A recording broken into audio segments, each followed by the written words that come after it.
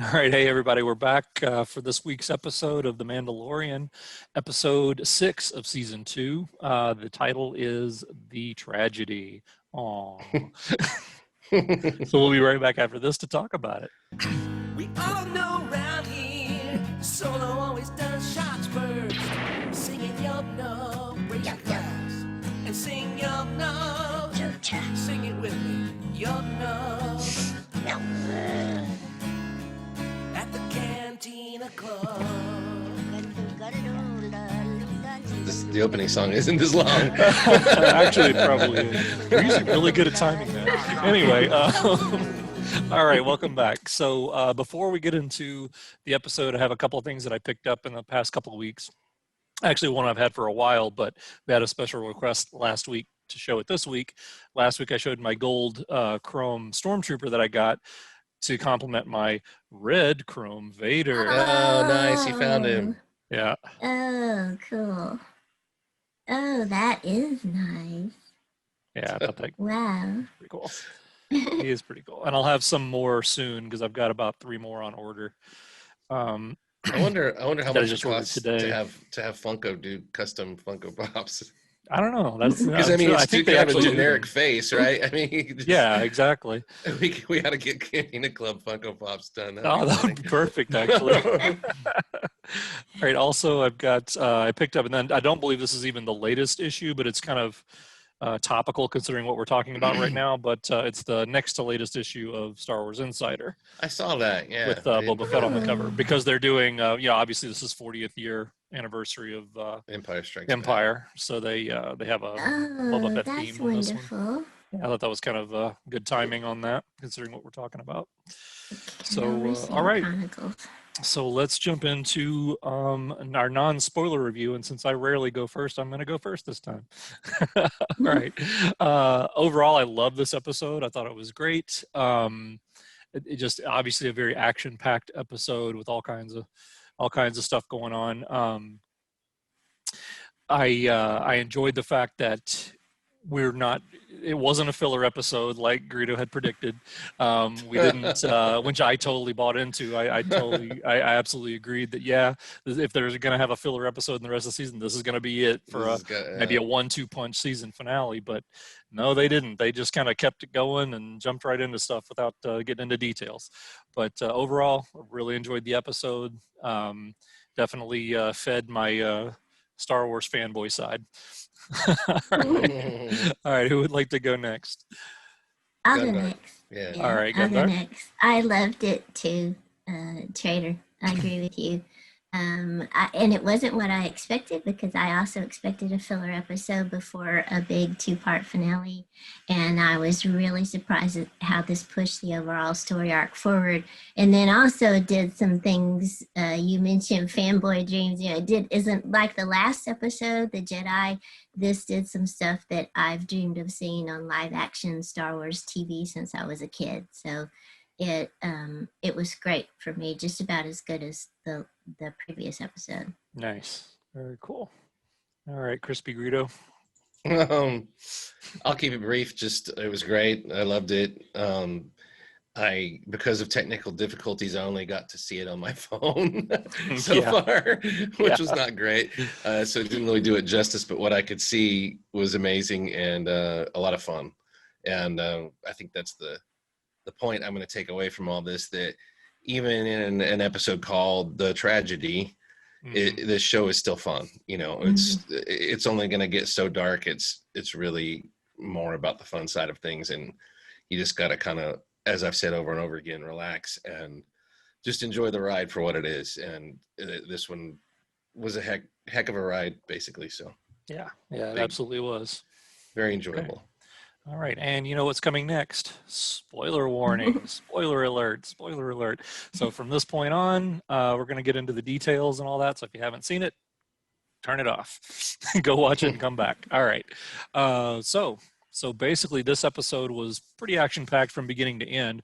We jump right into the continuing story of what Ahsoka basically instructed Din to do with Grogu, is take him to Tython to the top of this mountain, that's old site of a Jedi temple, and let him commune with whoever's out there, basically. And that's what we immediately jump in. We're flying into Tython right at the beginning of the episode, and the first thing you see is him circling the top of this mountain, which I thought was really amazing. I know we were all three kind of shocked to see that, man, they're just jumping right in. We already there? Exactly. We're already there. We expected that to be I honestly thought that would be a season 3 thing. So that was the big shock, really, is that they were already there. Yeah, exactly. We're in a Jedi temple. We're at the homeworld of the Jedi Order. Right, the homeworld, exactly. Well, I was geeking out just from the fact that, like I've already mentioned, I think in the last episode, that that was a planet that was also featured in the Darth Bane trilogy that I read earlier this year. So that was kind of neat. So that side of the expanded universe side of me was geeking out on that too. So, so that was cool to see that as well. Can I say something before we talk about more about the planet and the scene at the Scene Stone? That opening scene before they arrive, when they're in the Razor Crest and Mando is talking to Grogu and calling him Grogu multiple times for the first time, testing out his name and chuckling whenever he responds. And I loved it. Yeah, the reaction was perfect. Yeah, and he'd look up and he just takes such delight in that child. That scene was kind of heartbreaking to me. It really was. He has that monologue where he's not just speaking to the child, but really he's speaking to himself about what he's trying to do. Take the child to the place where he's going to have to let go of him, to contact the people that he really belongs with. And he tries to tell him, I can't train him. And I feel more like he's speaking to himself in that scene. He's trying to acknowledge he's not even looking at the response. Right. It's like he's just trying to convince himself that this is what has to happen. It's a classic setup to me of showing what shouldn't happen. He's saying all this stuff and he's wrong. He doesn't know it yet. And he's not engaging. I don't think the child wants to go with the Jedi. I don't think he had a great experience in the Jedi Temple. And it's set up to me a foreshadowing of what are the Jedi really that great at in Star Wars? Are they good babysitters? Not so much. I mean, Obi-Wan did come through and it counted babysitting Luke, I guess. But he was definitely in the hands off, for however many years, letting the years go by. And then based on all the relationships of Padawans and masters that we've seen and everything, I think it's setting up a foreshadowing of the Jedi maybe yet another kind of unexpected or disappointing thing that isn't the way the child's supposed to go. So yeah, I felt that was a really appropriate opening scene for an episode called The Tragedy, because it had a kind of sweet but real deep melancholy to it, where it's headed towards separation and loss, and that was a really nice opening. And then suddenly we're just at the Jedi Temple, just shocked. It's right there. I love that line. I love that line too. Don't you want to learn more of that Jedi stuff? Yeah. Well, that's one of the things I think is so great about this show. It's like clearly Din Djarin has no concept of Jedi. He doesn't know what they do. Yeah. He just literally, we'll get to it, but it's pretty much the next scene when they get to Tython and he goes to the temple and they're looking around. He's literally looking for an on switch, Right. Let me turn on the Force. How do I do that? It's because he literally puts him there. He's like, you feeling anything? What's going on? Yeah. Immediately, he has no idea how do we what's make going this thing on. work? And I love that. I wanted to say too, I only got to watch the beginning a second time, not the whole episode, but I loved when he said whatever line he said about according to the nice lady. Oh yes, I love that. Oh, that was such a great line. Yeah, remember what the nice lady said? Yeah, the nice lady. All she said, and we're getting more evidence of Din and his lack of patience about anything. She was a vicious warrior, but she was a nice lady. Yeah, but she's the nice lady to the kid. To the kid, yeah. We're gonna try to keep things on a kid level, even though they've gone Exactly, way the beyond nice that. lady. A long time the nice ago. lady who sliced all those people to death. Said. Yeah, the one that didn't try to murder or take your blood, murder you. Right. Oh, that's so funny. Yeah, that was really, really good. But yeah, So what did you think about this planet setting that they had? The temple ruins. I I liked it. guess it was I temple ruins. Yeah, pretty much. What I also thought was, to me, it almost reminded me of like something from ancient Greece, like sort of like the Oracle of Mhm. Delphi kind of thing, where you've got, it wasn't necessarily the temple itself, proper, but it was a place where you go to commune, and things like Yeah, that, where there's an extra, good point. force sensitive area. But yeah, I thought the planet was interesting. The kind of interesting parallel I drew from last episode was not necessarily a parallel, but an opposite. How, remember, last episode was so dark, and Mhm. foreboding, and this was just all bright sunshine. It was interesting. I thought that was kind of neat how they can go just back and forth like that. Just this dark, ominous episode, and then more of just everything's Yeah. bright and sun in your face kind of stuff. That was It well reminded done. That me a was little well bit of done. like a Lord of the Rings setting or something. Yeah. Oh, I agree. Yeah, Almost that's like actually. Weathertop or something. And Yeah, you're it right. looked I like didn't they think of had that, but that's a some good Yeah. it comparison. looked like they had some exotic plants either planted in or to make it look a little alien, but they didn't go over the top with it. Hmm. And I didn't think about it too much in this, but it looked like a location shoot. But we know they do very little of that, so I'd be curious to know how much was location, how I much think was they had to have set done some of that. dressing. Some of those had to have been on look. I mean, he's running down a hill. It's like, I mean, and I know CGI and these days they can do all that kind of stuff, but it's just like, I don't know. They had to have Also, shot a lot of this I on wanted to bring up one thing real quick: the butterflies. Did you guys notice the butterflies? Yes. Yes. Yes. So what hasn't there been butterflies in the past to symbolize the Force? Hmm. And then we had the owl in the episode with Ahsoka. Right. That's There's from Mhm. there's Rebels. always little yeah, there's always little creatures that kind of bring a message or like messengers of something. What Like when was it that harbingers the of something. yeah, Yeah. when was it that the child messed with a butterfly before? Didn't I'm it trying to was remember. Was it in the sanctuary episode when they went to that planet that yeah, there where? was frogs for sure, and there might have been. I think that I was just thinking that that butterfly symbolizes the life connection of the Force.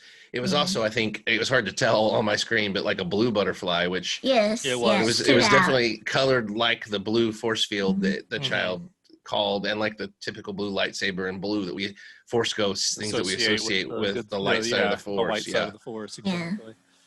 But they definitely the butterfly when they were walking up the hill. That this is the only part of the episode I got to rewatch. The butterfly was flying around Yeah. their ankles and stuff, so it was already in the shot. And they don't throw that stuff in there, for no reason. And Yeah. then the Right. child was reaching for it, and Mandalorian was kind of scolding him for playing with a butterfly. When Mandalorian doesn't Exactly. realize this is the whole What that Jedi actually thing. meant. Yeah. Yeah, the connection to Exactly. life is the Jedi thing. So Yeah, it got us more evidence of Din and his now famous lack of patience. Yeah. right. He just Hurry up gets and so get on easily with it, kid. frustrated. He like puts the kill. Okay, now what? Are you doing it? What's going on?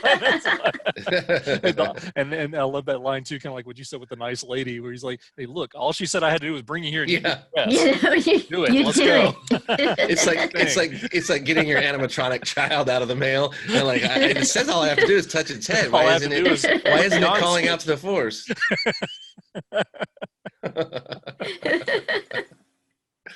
That's awesome. Yeah, Gundark, any thoughts on the sort of the temple area, the communing area? I loved the fact that it looked like an ancient henge, like a Mhm. Stonehenge Right, type thing, because we've seen that in other stuff where they evoke, you mentioned Lord of the Rings, Greedo, they kind of Yeah. evoke a British medieval type setting. And I loved the part with the butterfly because the emphasis of Mando's reaction is kind of the way we tend to think Force is like this big thing that you get on with it and it's part of this epic fight, between good and evil. But the child is a little creature, and the child just playfully reaches out to another little life. And you know what it reminded me of? Thinking of Lord of the Rings, it reminded me of that wonderful scene in Fellowship of the Ring where Gandalf is trapped atop Mhm.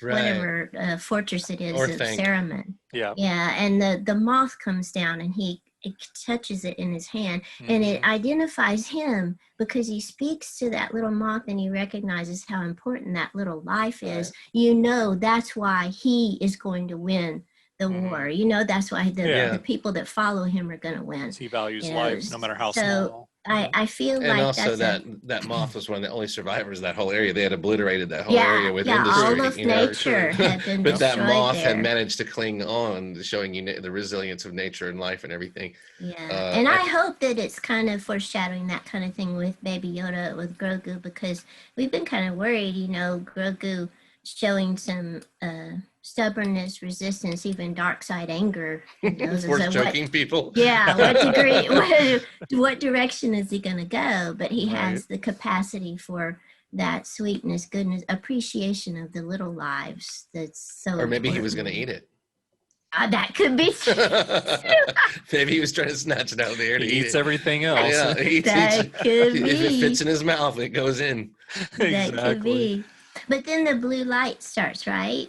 Right after that, because basically the next thing that happens is that's when we get Slave One shows up flying in, Yeah, which that was phenomenal. Which was incredible. It blew my mind. But that's the next thing that happens, because we see Mandalorian. He walks off to kind of investigate where that ship is, and by the time he turns around, suddenly, you know, Grogu's already communing, and the blue light is there, because that's the first time he trained. Like, okay, we got to go. We got to stop this, you know. And apparently, this whatever blue light is also seconds as a force field, because it was literally knocking him backwards violently every time he would try to penetrate the force field to get the child out. I love how it was a plot light. for this. Come on, kid, we don't Yeah. have time for this. Yeah, exactly. We don't have time for this. Yeah, immediately the way he was trying to adapt to the situation, because he'd be like, "Okay, you know what? I'll buy you some time," and then he goes off basically looking for who landed in that ship, and it turns out it's, of course, Boba Fett, who immediately tries to shoot Mandalorian, probably more with warning shots than anything, because what he wants is his armor back, which I think Greedo actually predicted that was what was going to happen, that he was going to actually track him and try and get his armor back, which is, you know, exactly what happened. I didn't know he would track him or anything, but I just brought up in our last episode that so much of this show seems to revolve around, in the Outer Rim, people bartering. They're just constantly bartering and making deals all the time, right? And temporary alliances and things like that. And so as soon as they kind of get a misdirect with Boba Fett's armor, where you thought Mando was taking it back to some Mandalorians to give to them, but it never showed him give that to the Bo-Katan and those folks. So you assume he still had it, but they just didn't mention it again, really. So then I started thinking, well, if he's got it, and I was under the bad assumption that Boba Fett had left that life behind of the armor and everything, and he had gone native on Tatooine. He'd given it up, yeah. Yeah, they'd walked away from it. But then I started thinking about it. I thought this whole show is about bartering. And it's kind of like that point I brought up that if Bo-Katan got hold of the child, well, you have to think of bartering. You know, Mando wants it, and the bad guy wants it, and he has the Darksaber. So that, you know, there's a chance to barter there. And so I started thinking, yeah, that armor, this could end up being, I thought it'd be at the end of the season, which we're close, but I thought that Boba Fett would show up, you know, they'd end up in the same spot somehow. I didn't think Boba Fett would track him down. Yeah. And then he would offer him the armor to get him on his side to get the child back. We all thought the child was going to go to the Imperial hands at some point, because there hasn't been another plot set up for the whole season to rival that for a culmination, you know, for the end of it. Right. But yeah, how cool was it to see Slave One show up like that, and through the visor vision or whatever? Yeah. And the way they set it up, they only gave you a couple of seconds to realize a ship is coming in and to build that suspense of who it is, and then they showed it to you, and it was. And then you're dealing with just the coolness overload. Absolutely. Seeing the Slave One in flight coming in. The Boba Fett television show that we wanted since we were kids. Yeah, that's pretty much it. Yeah, we actually watched it yesterday. So I'm, you know, this whole Boba Fett situation is just, there's so much unanswered still. Not that we necessarily need those answers, I don't guess, but it's interesting that, you know, we found him on Tatooine. It's been, you know, 6 years. But yet he still has Slave One, so apparently he can come and go as he pleases. So my perception that he's been stuck there for 6 years is probably incorrect. Is it just that he happened to be back on Tatooine when Din was there killing the Krayt Dragon, and, you know, we got that cameo, but yet he still looked like he was out in the desert going native? that's where I'm just kind of confused, I guess. I don't know if anybody else has any thoughts on that, because I after that first episode, I thought, okay, so he, after the Sarlacc pit, he lost his ship, he lost his armor, he just went native, he's living like a Tusken Raider basically, and that's it for 6 years. But apparently not, because he's still got his ship and he can still track and can still fight, as we will get to. He hasn't lost his skill. So what do you guys think?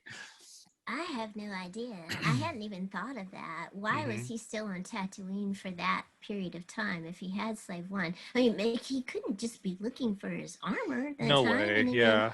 And he would have approached the Marshal before that if he knew the Marshal had his armor. So That's what I was thing, curious about. Yeah, as badass as Yeah. Boba Fett showed himself to be still in this episode, he would have walked into that bar and just ripped it off the Marshal's body. he wouldn't have waited if he'd have known where it was. Well, my thought is that town is a remote town. Sure, They made sure. a point of that on Tatooine with not much communication, and just a mining thing. And he just may not have gone there. Yeah. And he may not have talked to anybody from there that brought up the armor. And maybe the armor just wasn't a priority for him. And maybe he assumed it was Maybe he destroyed didn't- and yeah, the Sarlacc didn't or know left it. in the Sarlacc. Sure. Also, I also wondered about you remember the Krayt Dragon was in a former Sarlacc pit. It made me wonder, that wasn't the pit of Carcoon, I don't think, or they would have mentioned it, but could it have Probably, been? yeah. Could the Krayt Dragon I have gone wondered in about that myself. and Yeah. eaten the same Sarlacc? And so then Boba Fett said, oh, well, the whole thing's over. The Sarlacc's dead and gone. And so maybe he just is my moved on. armor. Yeah. But there's obviously a story there, like, did he start a family? As weird as that sounds. What is he doing? Yeah.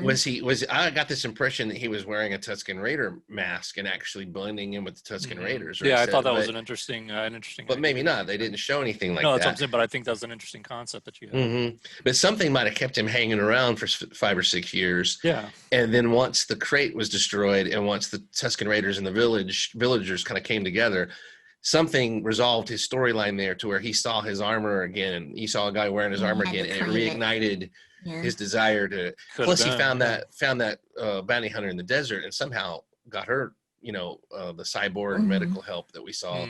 So there's a whole story there that it's fine as a mystery. It really doesn't. Sure, It'll yeah. probably, if they address it at some point, he may do one of those things like the IG-11 backstory that Kuil told. Yeah. About how it went from an assassin droid to a nurse droid. Can we Right. talk Cover too it, about Greedo mentioned when we were watching it, how different he's a new Boba Fett. We're seeing new things from him.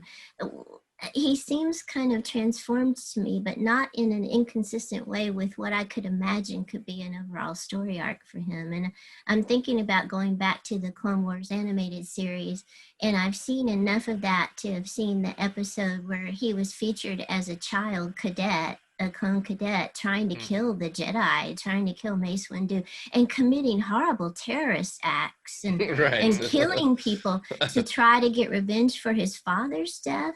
And to me, in this episode, and I think again the title, The Tragedy, and the way that Tamara Morrison portrayed him when we meet him and he actually finally speaks, it seems like he's been through, he's developed some kind of accommodation or something with that terrible past. He's been through suffering and he's been tempered in some way, because he comes across as very dignified, as a powerful person who knows what he wants, but is also willing to listen.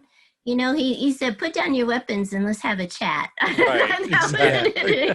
You wouldn't think of Boba Fett saying that ever. Yeah, Right. He seems very matured, and Yeah, well, I think Greedo said it best yesterday. I believe we were talking when he was summing it up by saying that he saw that Boba Fett has a sense of honor that we didn't necessarily think that he had before.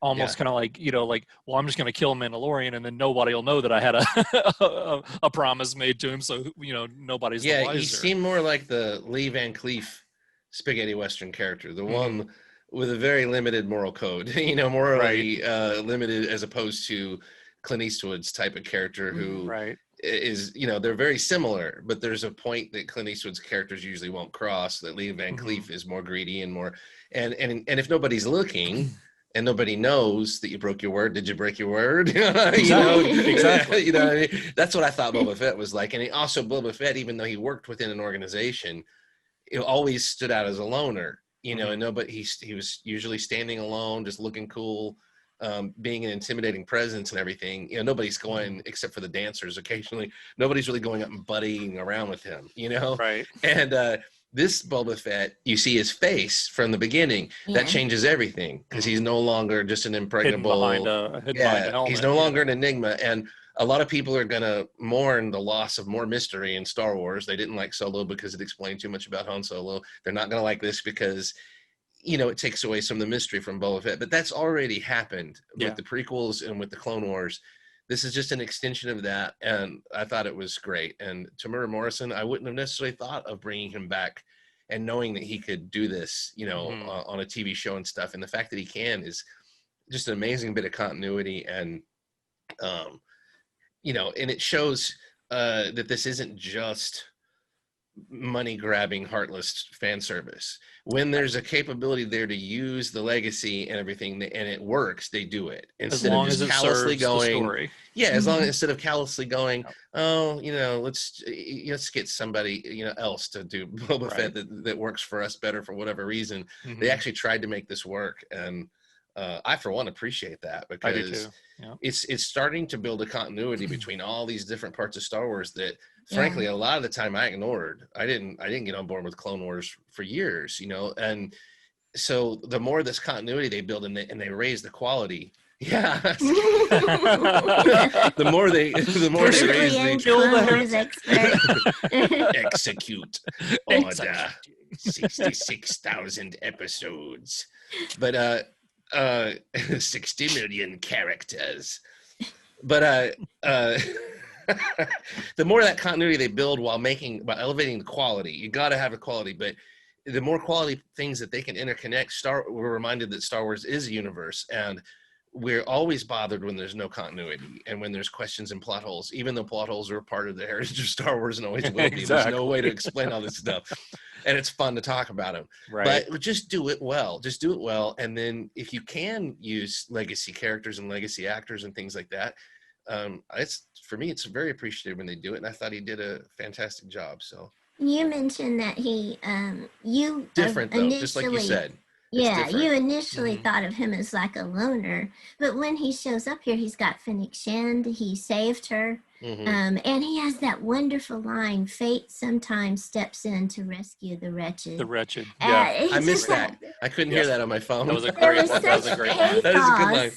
There was such pathos in the way he delivered it too, and it just felt like Boba Fett admitted he was wretched. Yes, there's a person who suffered. That's amazing. You know, and it was a beautiful transformation of that character that, like you said, seemed to kind of bring all the different iterations of the character in the different media. Now wait a minute, together. there is another thing I just thought of. This is the Star Wars universe and everything, and they were exaggerating to make people dread it. But what if he spent most of those years in the Sarlacc? Well, I thought about that too. But how's he going to survive? He's not going to eat. I don't know. You burned for 1,000 years in the belly of the Sarlacc, dude. Maybe listen, maybe years? the Sarlacc. What's 6 years out of 1,000? Maybe the Sarlacc likes living prey. Maybe that's what it lives off of, and it somehow keeps its prey alive. Oh. What if it feeds them in return or something? We don't know anything about the inside of the Sarlacc except what we saw at Galaxy's Edge.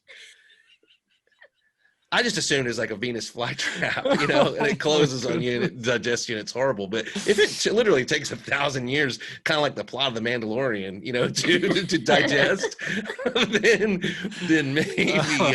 maybe he was in there for 2 or 3 years. As crazy as that sounds, you know. That's possible. I mean, he is pretty It's scarred funny up. you said that, because I was literally just thinking of that right before you said it. I was like, because I was thinking about this whole 6-year period. Like, what was he doing? Yeah, maybe that explains a lot. Was he actually right? in the Sarlacc? Yeah, that's just crazy enough to be true. Right. You know, for Star Wars, Star Wars, especially logic, if you let Robert Rodriguez direct it, right? Yeah, Robert, exactly. Right. So, but I can imagine, like, it's like, oh, it's eating through the ankle, Beskar. Oh, it's going to take about 3 more months to get through there, but it's starting to burn. Talk about suffering. But I didn't know that line. That's an incredible line. Yeah, that's a great line. It's a wonderful line. It's just tossing out one, implication of why this character's changed, and because it's a fact. Boba Fett in Return of the Jedi, Boba Fett in Empire Strikes Back. This is not the same. It's not anywhere near the same. Right. But got to roll with it, and the continuity is there from the prequels on, and that's what we're dealing with now in Star Wars. So, all right. So, getting back into the story a little bit. Obviously, Boba Fett arrives. He bargains with Din to get his armor back. Din's not having it. He runs through the whole Mandalorian code thing. It's like, you're not Mandalorian, so you don't. It doesn't belong to you. And they go back and forth on that. Well, meanwhile, we see Fennec Shand is there.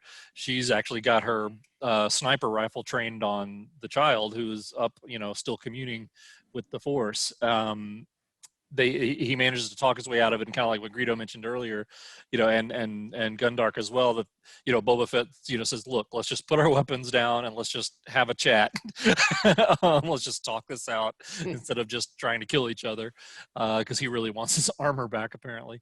So they do that, but meanwhile, as soon as she comes down from the rock, we get another ship coming in, and it's basically an entire squadron of stormtroopers comes running out, and then immediately a firefight ensues and all kinds of carnage, and we just get Greedo's new favorite thing of stormtroopers dying left and right, and not being able to hit anything. And I want to say this whole sequence when the Empire starts showing up really when Boba Fett and Slave One starts showing up really reminds me of a kid playing with his action figures and toys. Yeah. Oh yeah, absolutely. We talked about this. It is like they gave a big budget and cameras and stuff to a guy and a bunch of action figures and said, what would you want to have happen here? Or like the comparison I brought up yesterday, this is like back in the 80s, if the three of us had had written our own Star Wars show, this is what we would have written. Oh, and so this is so cool. All these stormtroopers are going to run out, and Boba Fett's going to be there. Yeah. But it reminded me too, like if you had 8 stormtrooper figures and you said, well, a whole army of stormtroopers shows up. Well, I've only got 8. Well, there's another ship, and when these 8 die, then I put them 8 back more in the come ship, out. and they come out. Yeah, these 8 more, exactly 8 more come out. The ships hold exactly 8 stormtroopers. And the whole Boba Fett with the gaffy stick, I was joking about that too. It's like, I lost Boba Fett's blaster, so I'm going to use the same person's gaffy stick with Boba Fett, and it turns out he can whoop ass with that. Exactly. Can I say something in response to that about kids playing with their action figures? The directors of the various episodes of Mandalorian, especially if you watch that Star Wars documentary on Disney Plus about the making of this show, they all are people that grew up with Star Wars and that have had dreams of, making their own Star Wars episodes. And it seems to me like this show proves that maybe TV is the best medium for directors now who have grown up with Star Wars and who want to have a chance to make an homage and to kind of re-envision it and play with it. When you get these 30-minute episodes or 45-minute episodes with each director doing their own different take. It's not the same investment, right? Like you said, it's not the same investment of like, we're going to give this one guy an entire trilogy, an entire 2-hour movie. It's like, what's a 40-minute episode on a show that's going to go run for 5 seasons? That's so it is like playing with your toys in the best way, and taking advantage of the best skills of these directors. Like Rodriguez is so wonderful at the comic book action, all the way back to the El Mariachi films. And to be able to see fun action like that from a really good director in a short episode that also envisions things we wanted when we were kids and had our action figures out, that it seems to me like the TV shows may be the future for directors interacting with Star Wars in new and fun ways, but also kind of envisioning their own past fantasies and our past fantasies. And also, they're not making the mistake, and correct me if I'm wrong, the only directors who have written their own episodes are Filoni and Favreau, as far as I can see. Yeah. And you would assume that even though we've questioned the plot of this show heavily, because I really don't think I just don't think that's their strong suit, nor is it intended to be. I think they actually intend to kind of fly off the cuff a little bit with their plots. But I think in their minds they have this, and they probably have my point is they did not let these guest directors come in and totally rewrite each Yeah. episode. Yes. Right. They're giving them an They kept episode, it, yeah. presumably with a script, that they can probably tweak and things like that. But the characters aren't being altered from. There's there's not these incredible inconsistencies from week to week. They are addressing plot holes and things as they go forward, and we assume the master plot is in place, and they're not allowing, no matter how creative these people may be, they're not allowing them to come in and assert their will to that degree. They're respecting the story and all that, and there is a story. There is something to keep them in line, which we're not convinced that happened with the sequel trilogy. So yeah. And they're respecting the legacy characters, just like Greedo said. It's what a wonderful way to reintroduce a legacy character I in an thought it episode was. like this. It was. Yeah, it was definitely the way to do that. We don't. I don't think any of us are super duper Boba Fett fans. Like I had his poster when I was a kid, and we met him and Darth Vader at Fred's, according to exactly. Corellian remembered the actual story. I I remember the exact story. It was right there. But I had the Boba Fett poster before I ever saw Boba Fett, except in the holiday special. And I thought he was cool in the holiday special. What did I know? But I was never a super duper fan of that character because he really didn't. He was just cool in the background. He didn't, he was what he was. But there are people that have huge Boba Fett collections, that are huge Boba Fett fanboys. They've been dressing like him for years. They're into the whole Mandalorian thing. And so there's going to be people not happy with the direction they take Boba Fett in this. And I understand it because they're more invested. And I can sort of see if there's some arguments there, just like the way I felt like they did with Luke and some of the other legacy characters that were more important to me than Boba Fett was. But to me, nothing's been done so far that I'm not on board with. I think it's a great reinterpretation, and it's Boba Fett has been played by literally 20 different people over the years.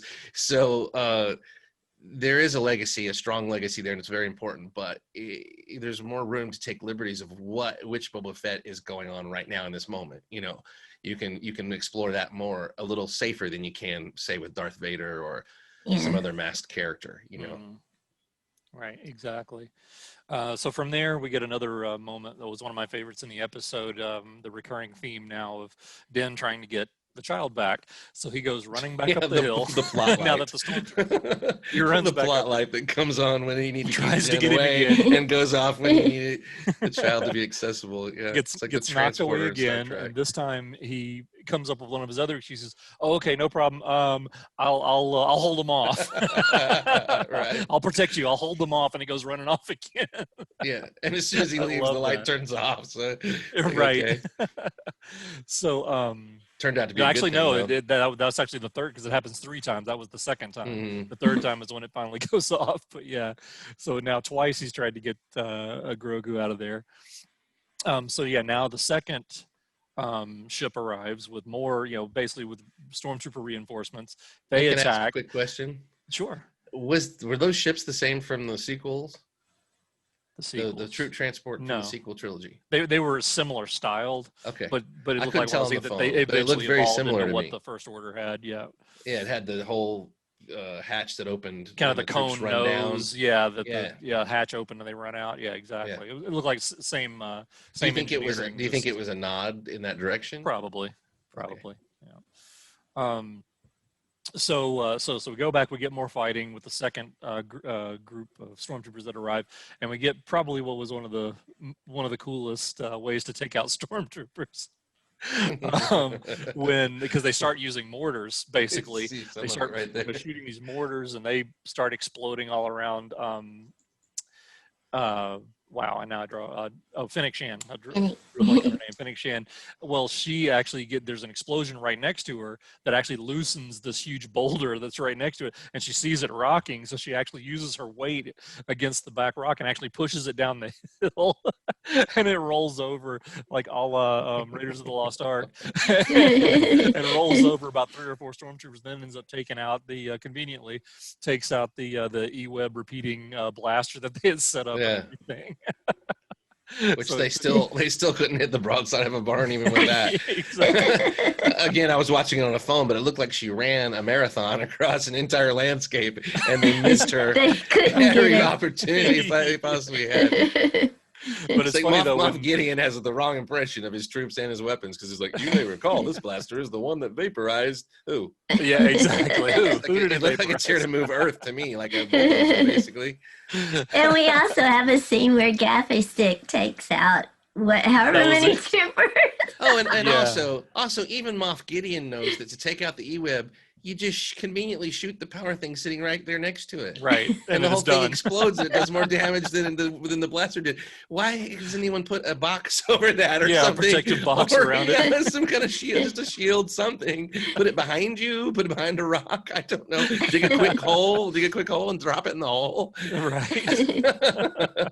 Even Moff Gideon, I mean, doesn't, I don't know, he's like, take this extremely explosive. It's like having a base built on a lava crater. You know, there's just Right. one switch and your whole base goes up. One Multi-billion dollar base. Yeah, one switch and it's all gone. All right, I'll stop. Go ahead. So like Gundark mentioned, we get Boba Fett in action now, and he uses his Yes. gaffy stick That and was literally takes wonderful. out tons of stormtroopers. Just and it looks amazing. It looks like smash Literally, puppets. I loved when yeah, he was dragging the end of the gaffy stick across the ground. Right. That was so evil. Gaffy stick in Yeah, the like if there had foreground. been metal, if it had been a metal floor, it would have been sparking and stuff Right. and smoking as he dragged it across it. So at one That's point in great. the battle, after he does take out this first squad of stormtroopers, we see that he eyes the Razor Crest.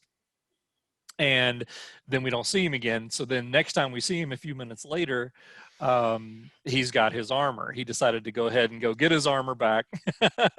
And now he's really kicking some ass because he's using his rockets. He's even got knee rockets. He's got a bunch of stuff that that the Marshal didn't know the suit could do. Evidently. Exactly. Marshall had no idea. Because he never used it. Exactly. So he just goes crazy from that point. Well, now we get to an interesting spot where And I got another question. I was Yeah, watching yeah. it again on my phone, but did he punch a stormtrooper in the stomach and then launch a missile into him and fire the I stormtrooper think across he the did. landscape? I think he did. That if he did, that was my favorite move Oh. that he did. It looked like he just slammed, he beat the guy or something, or shot him or something, and then slammed his hand into his gut, and Yeah, I while the remember stormtrooper that. was folded over, it like lit up inside and just fired the stormtrooper across the land. It's like he fired that Oh. wrist rocket. Wow. Turn the Okay, guy, I remember I remember the punch into a move, but rocket. I don't remember that. Okay, I'll have to look for that next time. Yeah, That's I gotta awesome. watch that whole scene. I can't believe I haven't seen that on the big screen yet, but I will. And So okay, so at some point we've got after the second wave is basically taken care of, we get up in the atmosphere. You can see Gideon's ship up in the atmosphere, and it blows up the Razor Crest. Razor Crest is the gone. tragedy. It's literally ashes at this point. There is no fixing this. We have seen the last. No, it's a crater. We And, have seen the last of the. You Razor expect to Crest. see baby Jor-El. It's such a Yeah. crater. It's like sitting in the middle of it. But I wanted to say that this is the title of the episode for me. The tragedy is the 26,000 plus backers from Hasbro that put in whatever it is, $400 or more. Yes. To pre-order the Razor Crest in a Which really no huge, longer like a big exists. size, and they're doing every time they got another level of backers, they added like carbon freezing to it, they added electronics, they added all these cool things. And Yeah, it's gone. it's over. Gone. Nobody even has it yet. It hasn't even been produced yet. They gotta wait a year for a dead ship. It's like, That's awesome. I didn't buy into that. I'm kind of glad now, but that is the tragedy. You heard at least 26,000 voices raised in pain and confusion, and then silenced. I don't think they're gonna be silenced though. No, probably not. So now we get another payoff that was alluded to 2 episodes ago that we thought we were going to wait a lot longer for. We actually see the Dark Troopers in action. Mhm. That was 'Cause, shocking. Yeah. Gideon basically unleashes them. 4 of them fly down, and they actually take they take Grogu. This is after the 3rd attempt by Din to get him out of the of his meditative state. He gets thrown back by the force field again. Literally, kind of what Greedo said this time. As soon as he leaves, that's when Grogu's done, and he literally just falls asleep because this communing with the force wears him out so much. Well, the the 4 dark troopers, a la the Nazgul, just kind of land on top of Weathertop there, and they come walking in, and they grab him and fly off. This causes Boba Fett to. This causes Boba Fett gets in Slave One, starts chasing him, but they basically call him off because they don't want any harm to come to Grogu. So what he does instead is just follows them. That's when he sees that they're taking him to the command ship. And now this is the one thing about this episode, I guess, that really I thought was odd, is that they suddenly, as soon as he says, "Oh no, the Empire's back," like, haven't you just been fighting stormtroopers for the past 30 minutes? It's like they thought they were at a convention. Right, and they thought it was just the 501st, like the fans. They thought they were raising money for charity. Exactly. I've got your charity. So yeah, I just thought that was kind of interesting. They made a big deal out of that because he not only does ask Mandalorian. Oh my goodness, the Empire's back. Who's back? Oh, the Empire. What? No way. Like, what have you been doing this entire episode? Is it fighting the Empire? Well, yeah, and I will say, if he's from Tatooine, the Empire left at the end of Jedi and pulled out, and it hasn't been around, according to the Marshal and all those people. So it might be a little more newsworthy. But he just took out 20 stormtroopers. Yeah. But he didn't get the newspaper delivered or the internet in the Sarlacc, for he's like, my reception is crap. I only have 1.5 bars. All right, so who wants to talk about the epilogue here? The scene on Moff Gideon's ship. We'll get to the last part before we do that. But I do want to say that it was cool when Boba Fett took out the ships with his rocket pack. Oh right, I forgot. I totally failed to mention that. I'm sorry. Yeah, the 2 transports finally, in a really funny moment, those stormtroopers finally said, "You know what? We're getting killed. Let's just get out of here." Yeah, for once they actually have some sense. And the last one actually had to jump onto the ramp because they were taking off so fast. He had to leap up onto the ramp, but they were just going to leave him there. But yeah, Boba Fett's not having that because as soon as they take off, he targets him with his the rocket on his backpack or jetpack, and boom, takes him down. Because I was aiming for the other one when he got the lead one that crashed into the other one. Mm-hmm. That was very cool. Right. Okay, so who wants to talk about the scene on Moff Gideon's ship? I'll let Gundark do that. I'll talk about that one. That was the background for Crispy Greedo is very disturbing. Yes. Yeah. Oh my God. Okay. Yeah. That whole scene just got my blood pressure going up with Baby Yoda. I mean, Baby Yoda. Well, first you get aboard the ship and you don't see that they have Grogu captured yet. You get somebody coming to Gideon and he goes to the cell where Baby Yoda is being kept, and is it before or after that where he says to send the message to Dr. Pershing to tell him that it's at the end of the episode, tell him that we've got the donor. Right. And he goes to see Baby Yoda in the cell where he's kept, and the cell even is reminiscent to me of Princess Leia's cell in the Death Star. Yeah, it was very similar. Yeah. And Baby Yoda, though, is kicking ass when he gets in there with the Force, throwing stormtroopers around again like puppets and little dolls. And then, most disturbingly, double Force choking 2 of them at the same time and smashing them together. So we get a sense of what Baby Yoda can do if he's unleashed. Really the best part is the sounds, too, of the stormtroopers suffering. Futilely suffering. It's like, I thought you were supposed to torture the prisoners, not the other way around.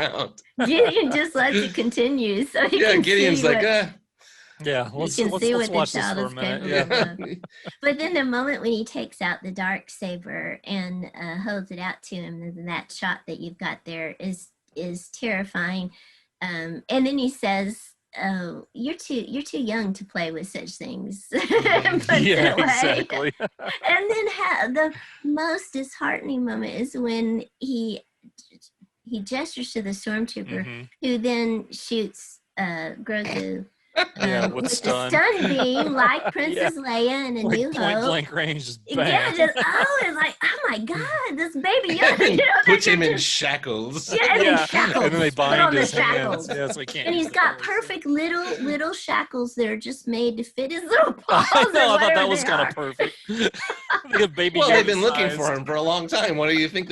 No one thought of this. They're trying to put the giant shackles on him. It's time for you to take a nap, and then they shoot him down point Yeah, blank range bang. and put him in shackles. And we leave. The last image is him lying there unconscious with the little shackles glowing around him. And oh, that's I don't understand about that. Yeah. He taunts the child by saying, "Don't you think you need a nice long sleep?" And then they put him out. Well, isn't that the last thing you want him to do? Is sleep and get his energy because back? he'll get Right. strong Yeah. again. If you know that much about him, why are you letting him do that? Mhm. And Hold also, on, though. Hold on. Maybe if they're trying to harvest from him, he needs to. oh, they're going to keep it. recuperate. Yeah, I think the idea is to Yeah. keep him out. But they basically left him there in a position where it's just perfect for escape. His feet are clear, his hands. I mean, does this really keep him from Yeah. doing the Force? That's my thing. It's like Got having the his hands like this, Force. he can still use the What Force. are the shackles gonna do? is he a magician now or what? He's David Right. Copperfield. But yeah, and what did you guys think about Moff Gideon in this episode and in this scene in particular at the end where we're finally getting to see a different side of his personality a little bit, I think. I'll let you guys speak to that because I was so upset about what was happening to Grogu. I wasn't in a good shape to pay close attention to Moff Gideon. All my attention was on Grogu. Yeah, I mean, I enjoyed it. I mean, we already know that he's a very arrogant character. We saw a lot more of that in this, basically kind of taunting Baby Yoda with the dark saber, and then just the way he talked to him. But I did think it was interesting that he did talk to him literally like he would talk to a child. He wasn't just, it wasn't just scripted dialogue of one character to character one to character two. I thought that was well done, that he actually changed how he spoke, like to his other officers versus to Grogu.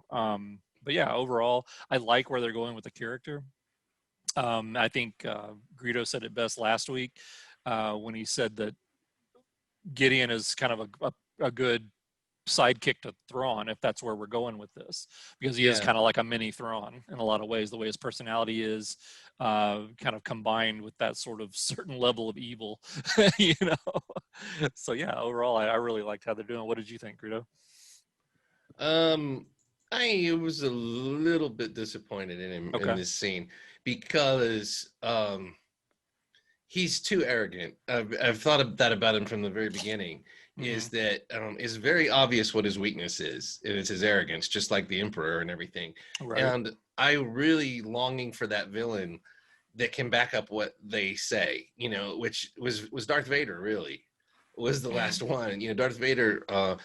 If Darth Vader failed, it was usually because of someone else that he entrusted to do it and was wrong, and then everybody got out of his way, and let him blow off steam or figure out another plan or whatever. But nobody doubted his capabilities ever. Right. You just knew the guy was capable. And Gideon is getting the cart ahead of the horse all the time so far for me. Kind of flaunting his knowledge when he showed up and said, "I'm a different kind of villain because I've researched, I've looked you up online. I've looked at your LinkedIn profile, Din Djarin." Right. And it just didn't have enough time to establish if that's his style. That's one thing, but in this episode, he seems to be more reacting rather than fulfilling a grand plan. He's and also there's plot devices here that I hate when the villains are constrained by the plot device and it makes them look bad. Why did they just take off into hyperspace when they have a cruiser that could just bombard that whole hill from orbit or from the upper atmosphere and take out Boba Fett and Din Djarin and everyone that they know? I mean, Gideon's not stupid, right? So he's got to know these are the only people left that care about this child that could show up and interfere with him. Plus they could go to the Republic and ask for help. Why not kill the witnesses? You have the capability. Yeah. I think that just tends to show the short-sightedness of of Moff Gideon, because Yeah. if you even The think this also arrogance. kind of looks back at a scene that happened earlier in the show, when all the stormtroopers were surrounding, again, I forget her name. I don't know why I keep forgetting her. The sharpshooter. Fennec something. Fennec Shand, yeah. Fennec. When they surrounded her, they're like, "Look, we don't want you. Get out of the way. We don't want you. We just Yeah. want the child." Like they could have taken her out too, but they didn't. They And didn't so care. I think it just kind of is reflective of their own short-sightedness, basically. Yeah, I just I want to see. I would have rather it been like they ran to the Razor Crest to pursue, and the Razor Crest then got nuked, and it shows them on the ship going direct hit. They're all dead, and they leave. As opposed to Boba Fett being able to buzz right up next to the cruiser and just take a good long look, and they're like, "Oh, that looks like Slave One down there. Oh, he's done service to the Empire before. Leave him alone." I don't know, and then his attitude in this scene. I love Giancarlo Esposito. I mean, who doesn't? I mean, the guy's brilliant. And I love that they let him have some personality here. So I'm conflicted because he's enjoying himself and getting to smile a bit and have the upper hand and taunt the child. But my kind of hopes for his humanity as a villain with some humanity and who's balancing his dark side with some possible humanity kind of went out the window a little bit, because he really seems to be the kind of villain that's just enjoying villainy for the sake of look, I got the Darksaber, look, I got your child, look, I got and enjoying that maybe a bit too much. But who knows how long he's worked for this, so maybe he needs to enjoy the moment a little bit. But I even think bringing out the Darksaber in front of the child was short-sighted, because the child's got the Force. He could have just shoved it right back into the blade into his face using the Force, when he was reaching out for it. I half expected that to happen. I mean, it's just kind of a dumb mistake to make unless you've read the script, So I blame kind of the scripting, and this is my problem with the villains in the show, is they've not been written properly. And he hasn't been ruined or anything for me by any stretch of the imagination. But it's a tough thing, because the more you expose a villain and the more you expose something, the more chance it has to be overused and it loses its effectiveness. But we still need some more from him, I feel like. And that scene, it established mostly for me that he has a personality and he is enjoying himself, and that he had some kind of previous relationship with the child, which we suspected, but they know each other. They've seen each other before. And so that's an interesting thing to speculate about, and that may come into play in the future. But as far as from a villain standpoint, I still don't understand why people will follow a guy to the point of committing suicide who acts like he does at this point. He hasn't shown me that. I want to see that part of his. I want to see a villain like that, and maybe they are kind of saving it for Thrawn, but you just don't get better than this actor. Playing a villain. It just doesn't happen. There is no one. You can look around anywhere you want. You're not going to find anybody better than him. So I would throw the A material at this character for sure. And that's my only thing. But it was still a great scene. It was a fun scene. And again, I always go back to this show being fun. And taunting him with the Darksaber was pretty damn funny. I mean, it's just, and also he looks great with the Darksaber, doesn't he? Yeah, he does. I mean, it's like they said, we're going to bring the Darksaber in this show now. What villain do we design to look great with a Darksaber? Right. He just looks perfect with it. So absolutely. Again, flawless almost execution of visuals and everything like that. I even loved in this episode, it brings me to another point, how the ships almost looked like Battlestar Galactica era special effects. Did you guys notice that? I agree. Yeah, I noticed that too. Yeah, I didn't get to watch the whole show in the big screen or anything, but the beginning and stuff when I watched it and some of the clips I've seen, it really looks like models. And they've been consistent this whole season with that. While the Razor Crest is falling apart, you can almost see. And like this, I'll rewatch the episode with the biker scouts. And the way the biker scouts moved on the bike looked like stop motion and looked like they were mimicking the same motions from Return of the Jedi and stuff.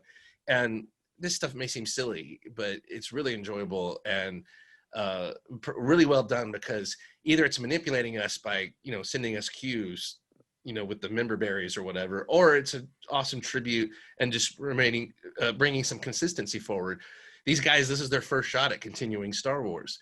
Star Wars for them, and a lot of people, ended in 1983, really. Right. You got the Clone Wars and everything, but as far as bringing these things onto a screen in live action, they're doing, to me, a great job of kind of continuing our generation's perception of Star They're keeping Wars. that And essence of the Mhm. original trilogy, Yeah. and the authenticity remains with, like you said, with the fact that some of the ships look like models, some of the actions and movements look like stop motion. And it takes Because work to do that. This it isn't does just take work, throwaway because stuff this where day and they, age, it's so much easier to just yeah, CGI everything, right. Yeah. and make it look all amazing and wonderful, and that's great. But like you said, to your point, it's not necessarily as authentic as you can be to the Star Wars legacy. And I think that these guys know to some degree that a lot of the charm and the best moments in things are by accident. Mhm. And they're almost from when you have to compromise on quality. If you have Yeah. $1 billion to spend on an episode, does that mean you should? It You doesn't know, necessarily mean you because have to, right? yeah, it doesn't mean you have to. And if that's not part of the charm and setting and mythos of what you're trying to do, why make it perfect? If Right. it survived all these years and grown and become a, you know, a pop culture force based on imperfections, basically, Mhm. why would you want to iron all those out? So I can't say enough good things about those things about the show. Yeah. I criticize the plotting, Mhm. plotting basically, and the writing a little bit as the overall. But then again, I chide myself and everyone else to just relax and take it for what it is. And enjoy it. Yeah. Yeah, because Exactly. this will just be. This was never meant to be the sequel trilogy. This was never meant to be the Skywalker saga, and they've really hit it out of the park. They really have. Yeah. Considering what it actually is and what it's supposed to be. And so, and someday, you know, they may stop putting the effort into these shows, and we'll look back and go, wow, season 1 and 2 were so great. So you got to enjoy it. Yeah, enjoy it while we God got forbid it. we get a Game of Thrones type ending or Oof. something. Yeah. So the as far as plot wise, the last couple of things to tie up, we basically have our first inkling that we are going to have a bit of a crew traveling at this point, because Din does not have a ship anymore, and Boba Fett and Fennec Shan have basically agreed that until the child is rescued, they're going to stick with him, because that they said that was their end of the bargain they made for Boba Fett's armor. So that's what they're going to do. So it looks like moving forward, at least for the foreseeable future, we've got a trio instead of Mando by himself, because obviously he has no ship. He has no way of getting anywhere at this point without the help of Slave One and Boba Fett. They're going to bring in the gunfighter guy, Bill Burr's character. So that'll be Yeah. 4. And then I have a feeling we're going to end up with Cara Dune. Oh, I as think she'll be number part of it 5. too. Yeah. Then we're short 2 characters, which will probably be Karga and the blue guy. So we have the Magnificent 7. You're right. If you want to go for a dirty dozen, we're going to have to recruit a few more people. Yeah. But yeah, no, that's a good point, because that also alludes to the other scene where they go back to the planet with Cara Dune, where she's Marshal now, and apparently she has, at least from what I gathered, she has officially taken up alliance with you know the New Republic, because he was commenting on the disc that the pilot had left a couple episodes ago, and she was basically saying, I do answer to someone now, so I can't just do anything, so obviously there's some sort of official tie going on there now. But it sounded like he got her attention with the last thing he said when he said they have the child. Because up to that point, she was like, going, yeah, I see you got a problem and I'd love to help. But as soon as they said they've got the child, she's like, okay, let's do she this. she gave that look like, God help whoever they are. Exactly. It's like, why didn't you lead with that? Right, exactly. Like, I'm in. That's why I think she's going to be involved at the very least. Mhm. And you would think in at least one of these 2 episodes, we'd get more of Carl Weathers. Yeah. And there's always the possibility that those characters from those other kind of bounty hunter criminal characters who were captured at the same time Mhm. could tag along. There's always going to be a couple of characters tagging along unwanted. So we may see some of those guys again. Mhm. And we've got Bo-Katan out there, and Right. what is it, the Night Owls, her group of Mandalorians. And then we've also got a potential Jedi Mhm. that Grogu reached out to. We Right, don't that's been know alluded to. if We he don't know who he contacted was someone, communing with, who or- he Yeah. That's contacted. looking more and more like the end scene, of the second season, maybe. Yeah. To set Maybe. up something. A Jedi Set up showing something up. for season 3. Yeah. Like the final shot is, whatever whichever Jedi this And is. and again, there's this possibility. I just know that the Jedi, the way they've set this up is classic. This is not the way the child is supposed to go. The way they've set up the foreshadowing, the scenes. Ahsoka refused to train him. Ahsoka is as close to a gospel truth character as we're going to get, I think, in this series, as far as one, we're not supposed to doubt anything that comes from her. She's a solid character, established character. So I just get the feeling that since she couldn't train him, I just don't see another Jedi being willing to train him, because she's not a true Jedi really, but I don't see another Jedi really. So it leaves us with a cameo and then the child rejecting the Jedi, or someone bad, someone bad answering the call in the Force, Right. Because there is this fight over the destiny of the child. Is the child an experiment? Is the child a force for good? Is the child a force for evil? And so I really wasn't thinking about this before, because all the bad guys are covered, but you actually could have someone like Mara Jade.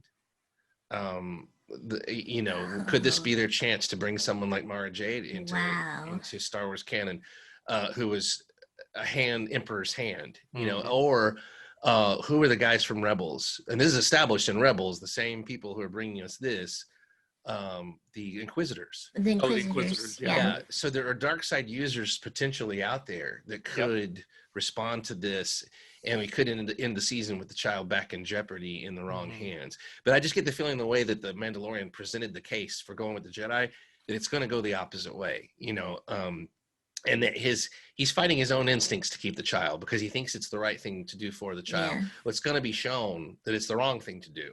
And either the child's going to choose the Mandalorian, or he's going to want to choose the Mandalorian and be forced again away from him, to where they got to be brought back together. And also it's all started, this rant started because I wanted to mention that Boba Fett hanging around brings up the whole interesting thing of if it is Mace Windu. Right. It's been... the internet is exploding with that theory, by the way. Oh, really? I didn't know that. I've avoided the internet like the plague, because we've been behind on these episodes. On my YouTube feed, it's literally like everything's like there'd be like a dozen a day. Oh, like, can you imagine Star Wars Jackson theory? Mace Windu's back. Mace Windu. Yeah, over and over and over again. I just saw Samuel L. Jackson on a Christmas commercial for something. Yeah, I did too. Yeah, it's like, what is he doing right now? Die Hard commercial. Surely he would show up for at least a cameo on this. You think? But I do think that theory took a shot in the butt, like I said, because we've had dead people coming back. Too many. And he'd just be another one. It's like, how many? What? Is anyone die? No one actually. And Moff Gideon's another dead guy. Or the prequels. It's just full of dead guys that came back this season. So I don't see that happening. So let's get to our ratings. What do we think? Who wants to go first this week? I'll go first. Okay. 9.5. I do not want to be last again. 9.5. 9.5 for Gundark. Yeah, right. It's almost as good as the Jedi episode, but that episode just can't yet be surpassed for me in this series so far. But almost. It's an 8.5. 8.5, solid for me. Okay. Solid 8.5. I'm going right in between. I'm going 9.0. All right. It was a 9. Yeah, very, very good. What did Gundark say? 9.5? 9.5. Yeah. Yep. Okay. Yeah, there's only a couple little things kept it from being a 9 or a 9.5 for me, and it was the slapstick stormtroopers mostly, to be honest. Which I still don't get, but okay. I mean, I get what you're saying. I just don't buy it. Yeah, well, look. they don't come off as illustrated my point. In our reaction video, I think I even said it out loud. You have 30 minutes of Keystone cops falling all over themselves, dying in every way. They're just there to die in every conceivable way possible. I know. And then you cut to your big bad guy, who's supposed to be a cross between Thrawn and Vader. I'm overstating the case, but he's supposed to be a good villain, and he's flanked by 2 of those clowns. I mean, I feel like anybody could walk in there and just take the child from him in any second, because he's behind him is standing the 2 guys smart enough not to go down to the planet, right? That's the only thing that testifies their competence is they didn't go. Yeah, that reminded me of. I know the Dark Troopers are there, but just as an aside, that actually reminded me, that scene of him walking down the corridor reminded me of one of my favorite memes I've seen in the past year. It's an actual photo of Jason Momoa Samoa with 2 bodyguards, and the 2 bodyguards are like half his size. I'm like, Yeah. like, I'm way more scared of Jason Momoa than I am of these 2 guys. Right. You don't even notice the bodyguards. Exactly. You don't even see that they're there. And I will point out too that the Dark Troopers, there was 4 of them, and I think that sends a message that that's probably what we're going to see the rest of the way. Because it almost sounded like, are they ready to go? Have they been deployed yet? So again, we're probably going to get that trope of, here's the first ones, they're ready, we're working on the others, and you better stop us before we get all the others ready, because look what 4 can do, you know. Right. I could be wrong. They could just do a huge CGI throwdown with tons of Dark Troopers, but it's more likely to go that way, where I think the Republic's going to show up to stop the Dark Trooper project from launching, not knowing about the child. And I think Bo-Katan's going to show up for the Darksaber and to savor Gideon's downfall, because there's something personal there between them. Yeah. And I think our characters are going to show up to get the child back. So there's going to be a lot of forces not really caring about the child's welfare in this conflict. And there's going to be a very personal conflict represented by the Beskar spear, the Darksaber and the child. That's probably going to be the focus of the story. So finale. but a lot of ways they could go. I'm really curious where they're going. Where are they going? You know, when we come out of hyperspace, send this signal. Where are you guys going? You know, what are you doing? Yeah, exactly. I have a strong feeling that this is literally just going to be an actual 2-part finale. You know what I mean? As opposed to 2 separate episodes. It's literally going to be part 1. It's going to end with a to be continued, and then we'll finish it up in the final episode. So. I hope it's an original setting and not like Starkiller Base or something. Oh, right. I ask you guys this: do you think that Grand Admiral Thrawn will make an appearance this season, or? My instinct says no, but every time we've said, "Oh, that's going to take another season to get to," it's like 5 minutes later they're already answering the questions. So I would be shocked if we saw Grand Admiral Thrawn this season at all. Yeah, Grand Admiral Thrawn has got to be a major investment. I don't think they'd cast anybody that fast. Do his costume design. Do everything. Yeah, they could have done this last year though. And I think it would have leaked though too. I mean, I don't know. The child didn't leak. The child didn't leak, and that's one of the biggest things. We don't know who the I've ever Jedi seen is. I mean, I haven't looked at I haven't looked at the official leaks, but I don't think anybody knows who the Jedi is. I think anybody's saying they know. And there was also the leaks of Pedro Pascal walking off the set. That doesn't appear to have happened. No. I mean, the Mandalorian's heavily Yeah, I involved in never gave seen. any of that credence, because I saw all there was like about a week there, 2 weeks where every, article was talked about. Like, Pascal quits the Mandalorian. He's sick and tired of this crap, blah, blah, blah. I'm like, well, the thing they said, so stupid. and the thing that they said was the it'll change the focus of the show. Well, why? You can do the Mandalorian without him except the voice. And if they're going to figure it out with him later, he can come in and dub the voice later. I don't see them changing the writing of everything because of one actor when the characters are composite, and you don't have plans to show his face anyway, if that's why he left. So of course you could replace him. I wouldn't want them to, but what was I going to say about Thrawn? My instinct is, of course, to say no as well, but it's going to depend on who that Jedi is. Yeah. If that or force sensitive person that shows up, if it's Ezra or if it's anyone related to Ezra, then you'll see Thrawn probably. And they could have a lot more going on than they've let on. But I think it's too soon. I think there's big plans for Thrawn. Oh, I think they so wouldn't too. have dropped his name. Right. And I also think it's natural for Ahsoka to have dropped the name Yoda because she just stopped short of saying, "Look, baby Yoda," right? Which would have been an actual natural thing for her to say. It's funny, but dropping names is important in shows like this, and so I just I think Thrawn's going to be a big deal at some point, whether it's this show or another one, and they may use this show to launch some of these other shows. I could see that, yeah, and then the Yoda reference could actually still end up. I mean, it's weird to think. But the blue force field coming from the rock is very reminiscent of Force Ghosts and Force energy that we've seen associated with Force Ghosts and spirituality and mysticism. Right. And Yoda, lives in the Force another 40 or 50 years easily because and we've also seen, they've established now in the Star Wars universe that Force Ghosts can affect the outside world. Yeah.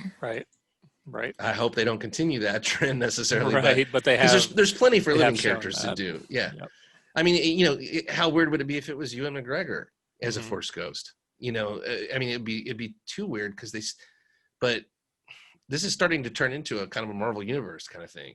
with all these projects being interconnected. Yeah, if they do start a bunch of spinoffs on this, because I've heard the fan theories in the past week of, there's going to be a Ahsoka Thrawn Bo-Katan series, where they're all, going at it after each other, and bring Ezra into that, and not even have Thrawn in the Mandalorian. They just mentioned it to kind of jumpstart that other series and things like that. So, I mean, it's all just fan theories. Nothing's been, obviously. Yeah, and my theory is it will connect to that line where she said he was trained by many masters. Mm-hmm. Yeah. That leaves the door open for many, but it would be somebody less expected, but who was I think is from the prequel era. Yeah. And the Clone Wars era. Yeah. And like you said, maybe it's that. Except Maybe, he's dead. maybe it's that guy. Yeah. Maybe he ejected at the last minute. Oh, I love the fact that Greedo was talking about that the other week. Like, who? Plo who? Another character with a comic book sound effect name. Plo. He was actually a little bit more backstory on that real quick. He was actually Ahsoka's original master. Oh. Before Anakin. Before Anakin. He's actually the one. I don't know that he was necessarily her master, but he was the one who actually brought her to the Jedi Order. He's the one who discovered her, as it were, I guess, whatever the terminology for that is. So he's the one who trained her to be annoying at first. Right. Exactly. So, all right. Well, are we done? I think so. Any final thoughts on anything before we sign out?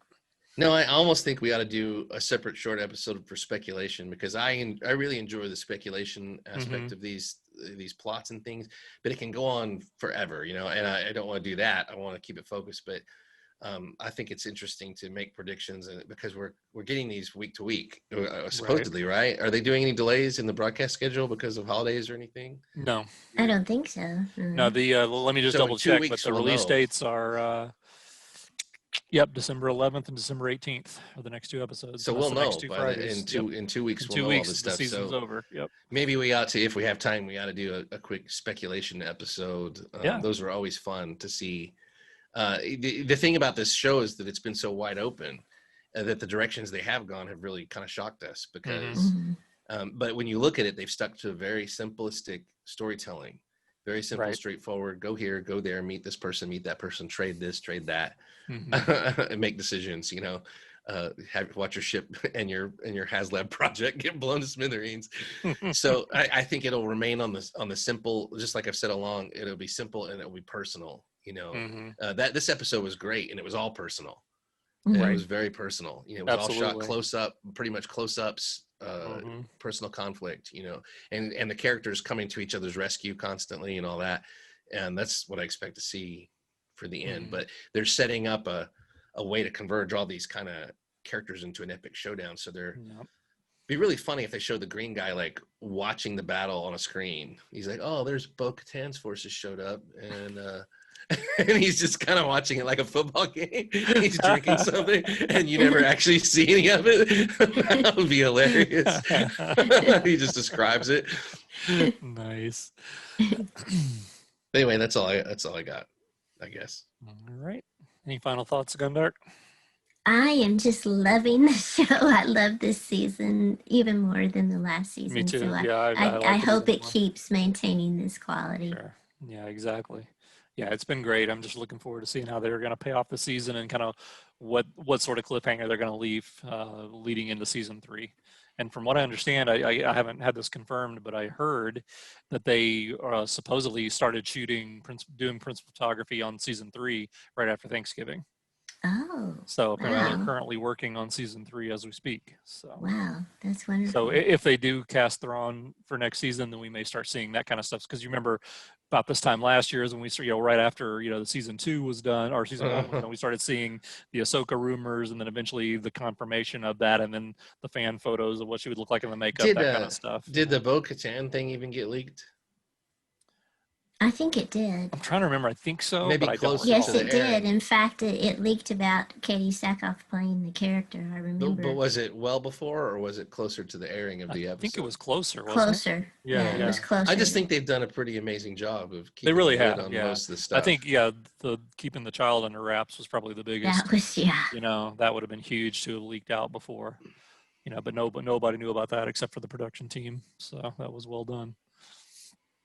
Yeah, so Right. we're all Well, looking forward to the end of this one. I hate it's absolutely. going to be over though, because Yeah. it's great. It's Yeah. great. I really wasn't on the edge of my seat waiting for this season to come out. I wasn't take it or leave it, but for some reason, I just accepted it as an enjoyable, sidetrack from the main Star Wars thing. But it's kind of grown on me a lot this year, Mhm. as far as the fact that they've set it up where you could get filler or you could get an epic episode has made it more or less tolerable to wait for me. Like I think, oh, that's probably a filler episode. So I don't feel like I have to rush to see it necessarily. Right, you're not counting the minutes. Yeah. So it's kind of clever what they've done, but there's just enough anticipation in there where you're not going to miss it, within a certain time period. And Right. but overall, the thing I love about it is all of the artistry of it. Technical artistry, artistry, Mhm. costume, sound. It looks amazing. It's The technology of it, it's freaking amazing. And then I don't have a single bad word to say about the cast or any of that. They've just, anybody criticizing the show, including me, probably needs their head checked, because this is got to be one of the hardest endeavors you could do, right? right. I agree. And to just make it enjoyable is such a triumph, Mhm. to where anyway. Well, I think a lot of it boils really down good. to, speaking of the artistry like you did, I think a lot of it boils down to the fact that, Favreau and Filoni in particular aren't coming into this with a television mindset. Mhm. They're telling this, at this point, almost like 16-hour movie, Right. it's because it looks cinematic. It has the grand vistas and the big shots that you would get in movies that you don't always get in television shows.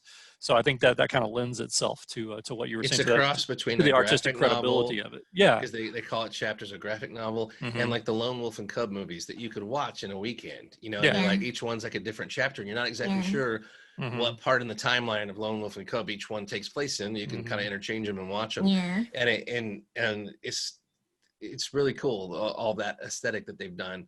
But Right. mostly to me, the incredible, just really incredible artistry, and the choices that have been made, and the people working on the show, which I haven't looked into. I don't really know anything about any of them, but they deserve a ton of credit. They deserve a lot of Emmys, Yeah. regardless of what you think of the quality of the drama or the overall, how it compares in television history, anything. The artistry aspect of the show deserves every bit of kudos and awards that they could possibly be heaped upon them, just like Game of Thrones and some Yeah. others that are just stand head and shoulders above the others. Mhm. But and Game of Thrones might be a good comparison, because they did things I'd never seen before, from a television show, probably, that I off the top of my head. Yeah, absolutely. And this one is definitely like beyond the pale. Like, how are they doing all this stuff? and the fact that they keep it accessible without just overwhelming you with it is so amazing. And it just looks like a playground for Star Wars Right. fans. I mean, to me, this looks like Galaxy's Edge. Like, you could walk in and you want to go to those places where all the Mon Calamari Yeah, are working and and hanging out. and And you want honestly, to, you want to see the scenery change around you on that big screen. And I mean, it's sure, and that's what I'm it's saying. accessible. It's accessible. Like what you're saying, It's not, in real world terms, it looks like a playground for the actors, right. because they're not playing. This isn't the prequel stigma of we're just playing against everything is just a A green green screen. screen. No, it's yeah. They're literally interactive. playing against what they're actually going to see on screen. So Yeah, that's and got to help an everybody's actor fully get into costumed. character. There's people with the animatronic headpieces on, and there's puppets, and there's everything. Right, I mean, you're it's all not going reacting on to a right tennis there. ball on a stick. Yeah. Yeah, No, and they dress exactly. the set thoroughly and everything, and Mhm. then the set reacts around you. And it's like Carl Weathers said, it's mind blowing at first, and then you settle in and you feel Yeah. like you're there. And what a huge advancement that is for green screens. Green screens Sure, have sucked absolutely. the soul out of so many productions. Yeah, you know? well, I actually read an article. I read an article last week. It's funny you mentioned that, because they were talking about how the death knell of the green screen, is Yeah. this type of technology. Yeah, That's going to take it to the next level. the really accurate, cheaper screens that you can put anywhere, and that you Yep. know, and projecting the stuff, and the work they're doing.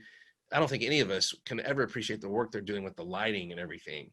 The people working the lighting on this show to make it seamless to where you're not realizing all the time you're looking at an actor standing in front of a screen in every kind of environment, underwater, in a desert, in a space, forest, yeah, in exactly. space.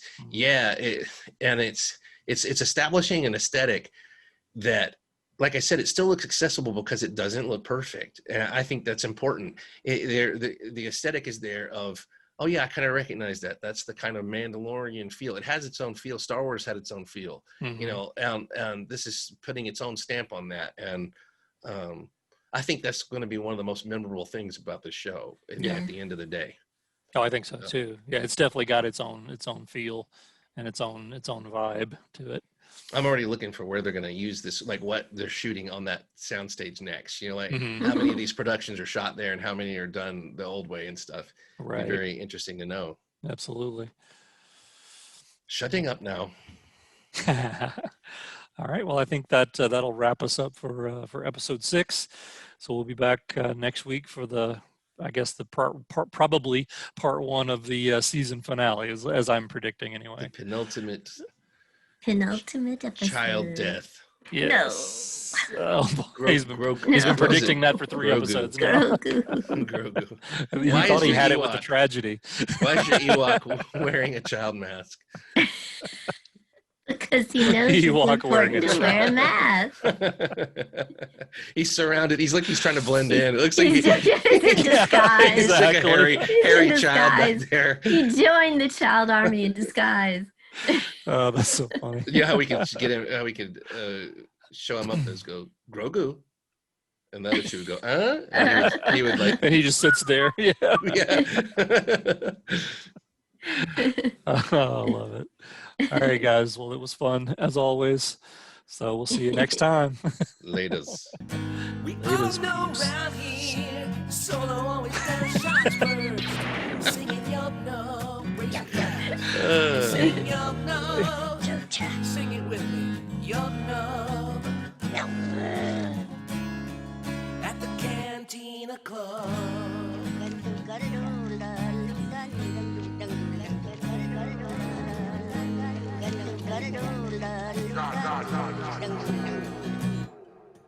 So yeah.